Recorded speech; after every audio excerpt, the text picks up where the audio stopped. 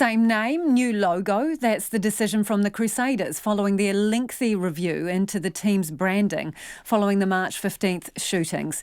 The side came under pressure to change its name and the imagery surrounding the team after the man accused of carrying out the attacks said he was inspired by the Crusades in his manifesto.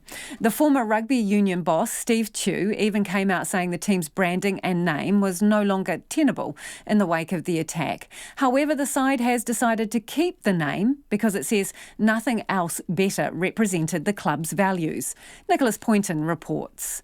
As media arrived at the Crusaders training facility this afternoon, signs were already being put up with the yet-to-be-revealed logo covered over with cardboard.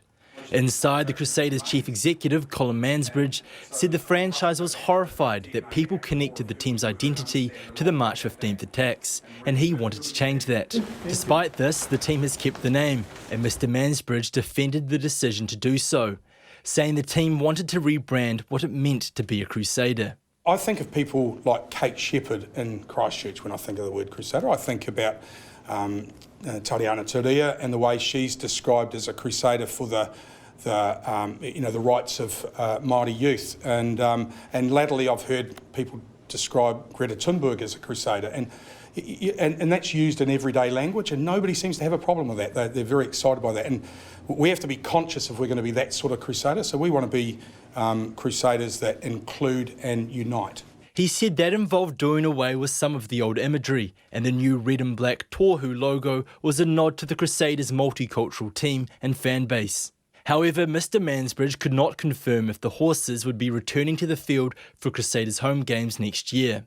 He told the media the Crusaders had consulted with members of the Muslim community about the review process and came to an agreement. We connected with the leaders of the Muslim community very early on, and we reached an agreement that they want no part of the decision, basically, and we made a promise to them that we would not involve them in any responsibility for the decision. We'd make the decision ourselves. The former president of the Canterbury Supporters Club, Dick Taylor, was delighted by today's announcement, as he was worried the name might be dropped. I'm very relieved and pleased that the name Crusaders has stayed.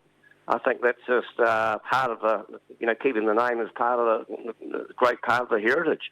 He felt like the imagery needed to go, but he was tepid on the new Māori-inspired logo. No disrespect to the Maori, but I mean, like you just said, a lot of cultures live in Christchurch and New Zealand and around the world. There's actually more cultures, so we're not dominated by one particular culture. But there was more of a mixed response to the logo and rebrand by locals on the streets of Christchurch. I like it. It's really cool. What do you like about it? I like the colour scheme of it. Mm-hmm. It's different. To me, it just looks like nothing, because I'm not familiar with the Maori, whatever it is. I just think it's awesome. I love the Maori context. I love the black and the red. It's visual. I think it's stronger together. It's really powerful, and I'm so excited about it. Going into next season, the Crusaders will look to slowly roll out more of the messaging behind its rebrand.